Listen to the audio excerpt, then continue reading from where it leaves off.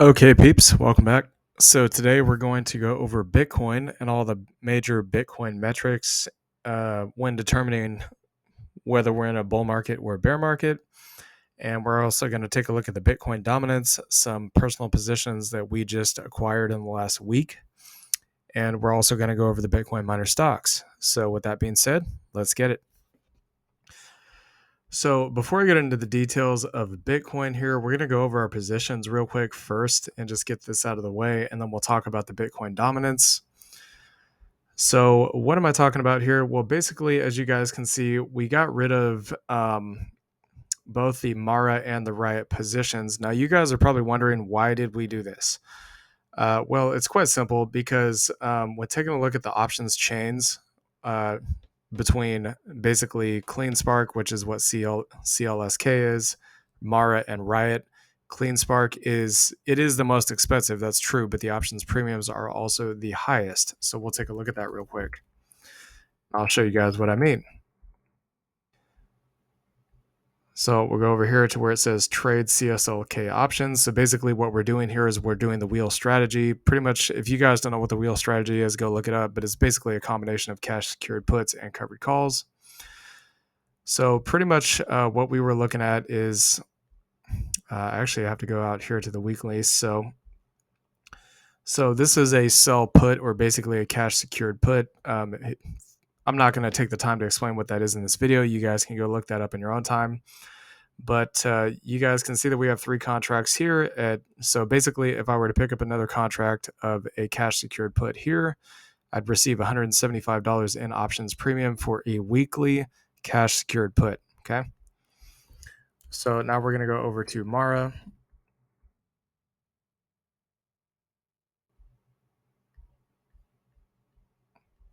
We'll do the same thing here. We're going to go over to sell put.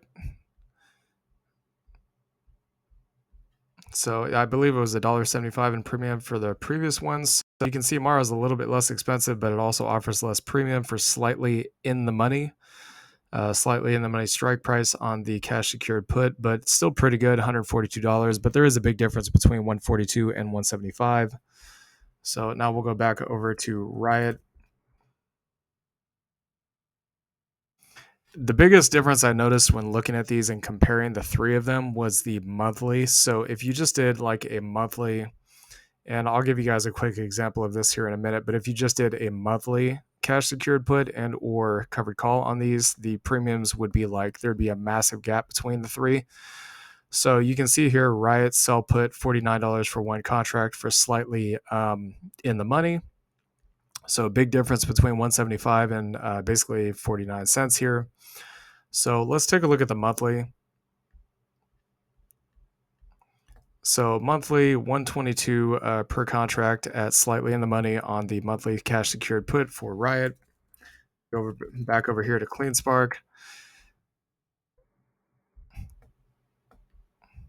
We'll go back to trade options here. So we go to sell put.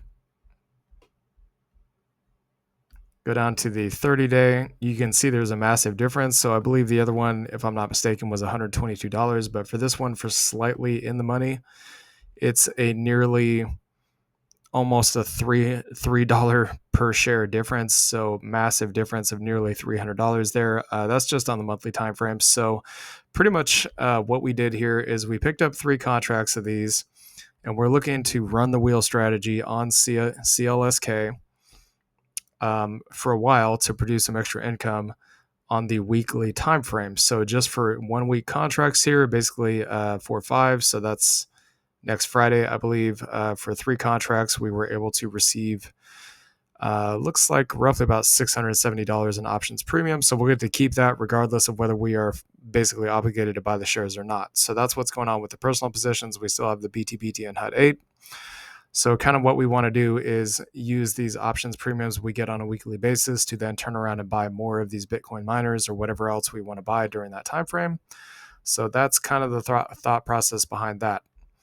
So now let's get into the BTC dominance. Oh, just so y'all know, with the CleanSpark, I believe this is like an ESG compliant or something like that, Bitcoin miners. So A lot more institutional flow could potentially move into this position, even though it is much larger because it's in compliance with energy standards or some complicated thing like that. I don't know exactly what it is, but it's something like that. So it's supposed to be an environmentally friendly, energy efficient Bitcoin miner or something like that. I'm not sure exactly, so you'll have to do your own research on that.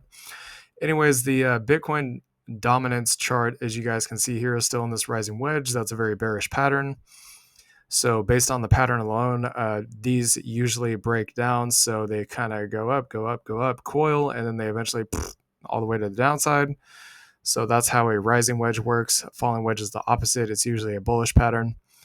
So we're pushing into resistance. We're also potentially getting ready to sell out of this rising wedge. When that happens, I'm expecting everything that's not Bitcoin to start popping off. Okay.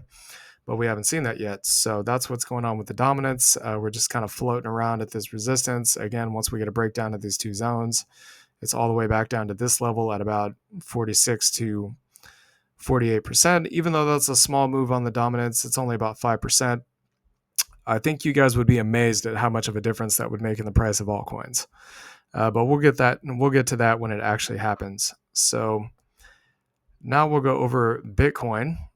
So Bitcoin's still looking very bullish on the weekly. We're kind of still in this handle pattern of the cup and handle.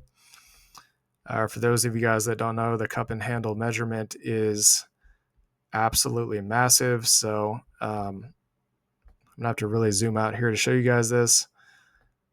But assuming we get a breakout, let's say, I don't know, sometime shortly after the halving. So maybe like May or something like that. The target would be nearly $120,000 on Bitcoin. So almost double the current price. I want to jump down onto the daily time frame here so you guys can see the EMAs are still very bullish on the daily time frame. We're still kind of bobbing around in that handle pattern.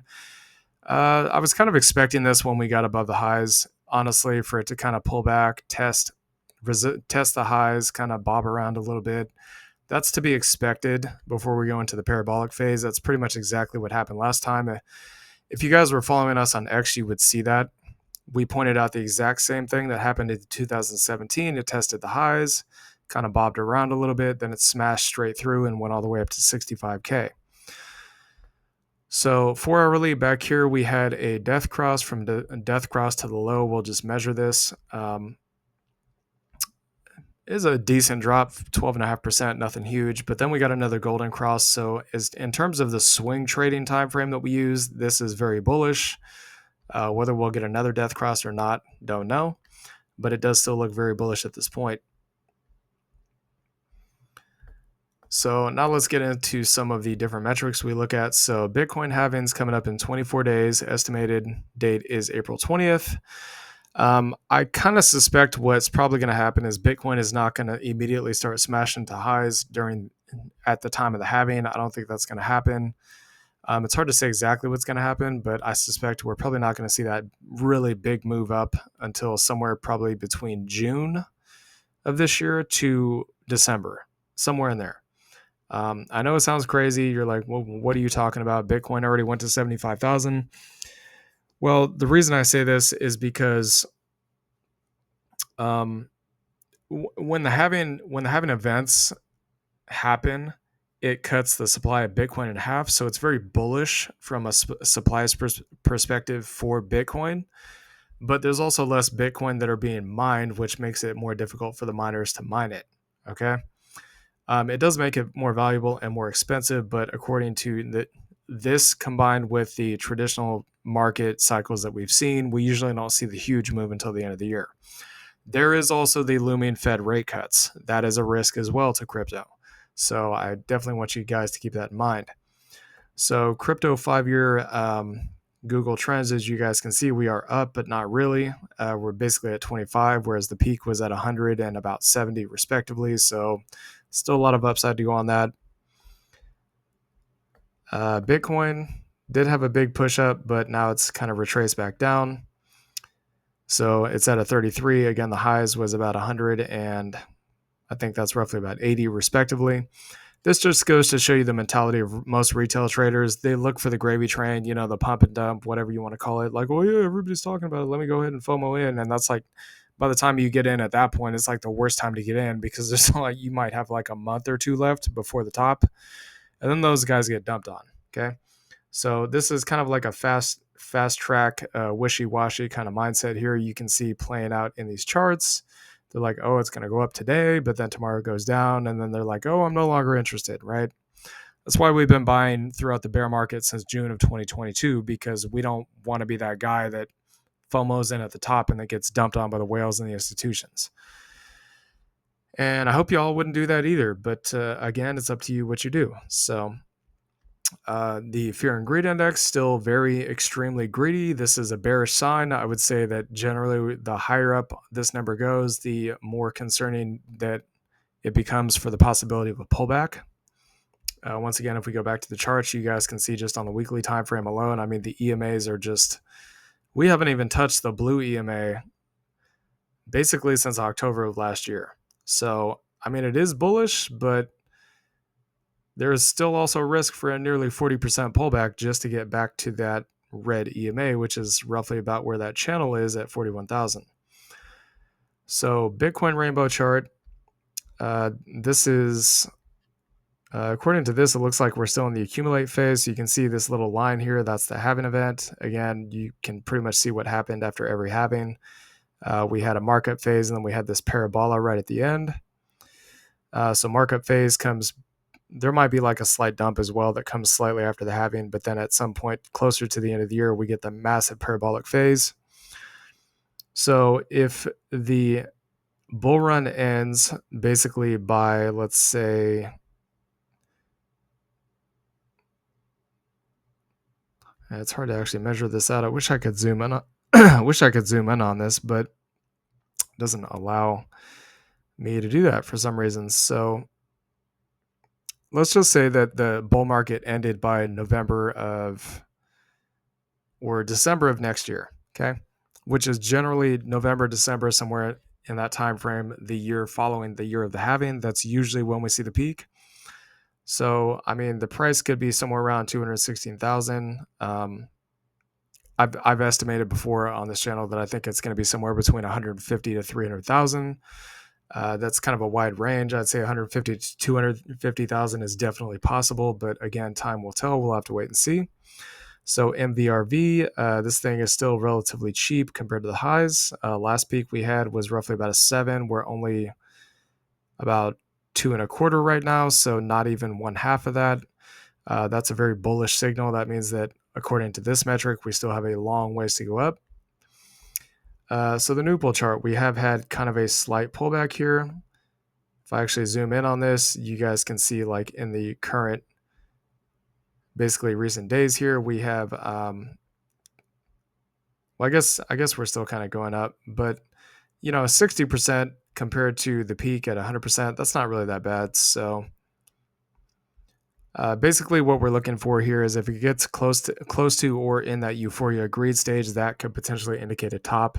If we get into capitulation or somewhere near it, that indicates a bottom on Bitcoin. That's kind of how this works. So anyways, with that being said, let's get into the actual Bitcoin stuff here. So there's one other thing I wanted to point out before we take a look at the Pi cycle top indicator. What I would like to point out is just how massively overextend we are on the monthly time frame. Does this mean it can't keep going up? No, it can keep going up. But to give you guys an indication of just how deep the pullback would be, you'd be looking at about a $30,000 Bitcoin or about a 55% drop. Again, this would not really be all that much of a shock. At the peak of the previous cycle, we also had about a 55% drop, albeit that was the peak. This is a different point in time, different story going on right now with the spot ETFs and all that. So another thing I want to point out is the monthly time frame candles. So 1, 2, 3, 4, 5, 6 in the parabolic phase we saw in the last cycle, and then we got a dump. Okay, so we've had 1, 2, 3, 4, 5, 6, 7 monthly green candles at this point.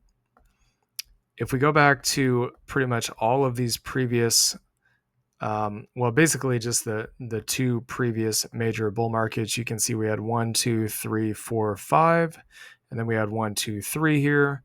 You got 1, 2, 3, 4, 5 here. So as you guys can see, based on these charts, we have actually never had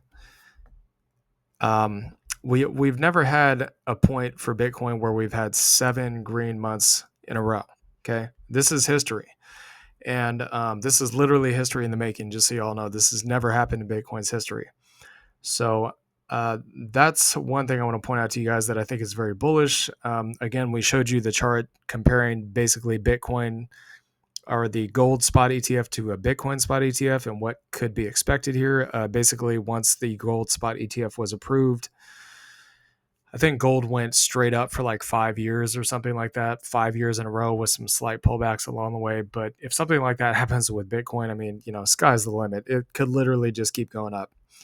But the main thing we're looking for here is that this monthly candle closes above the resistance zone and above these candle bodies. If we get that, that's a very bullish sign for Bitcoin. There's probably going to be a lot more upside to come.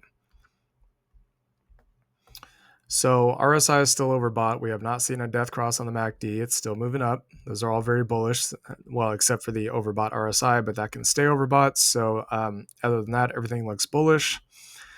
Again, if we get a weekly close above these previous weekly closes, that would also be good because that indicates further upside to come. And that's exactly what we want to see. Just like we got this green candle close above these previous body closes back here. So now we're going to take a look at the high cycle top indicator. So Bitcoin, as you guys can see, it pops up basically right around the peak of the bull run. Very similar in 2017. We have not seen one of those yet. We usually don't see it until after the halving. So not really expecting to see one right now. I think it's probably going to be a while before we see it. When it does pop up, I'll be sure to let you guys know immediately. So no indicator on that right now. We'll just go ahead and get rid of this and then put the EMA back on. And in a later video, we'll get into what the Pi cycle top indicator actually is. For those of you guys that have your own charts, you can actually use this, even if you don't have the actual indicator yourself. It's basically a couple of moving averages, and there's a little bit of math to it, but I'll show you guys in the future exactly what the indicator is and how it works. So let's get into the miners now. So btbt, same story as before. Support is currently 156 to 205, resistance 420 to 490. I would say this is definitely a buy compared to some of these other miners. Not financial advice, but 65% to about 92% move up. And I say this because it's closer to support than resistance. So cifr, this one's very bullish. As you guys can see, it could be about ready to break this zone up here. So support is 215 to 265. Resistance basically $5 to $5.50, and the next resistance would be about $9.40 to about $10.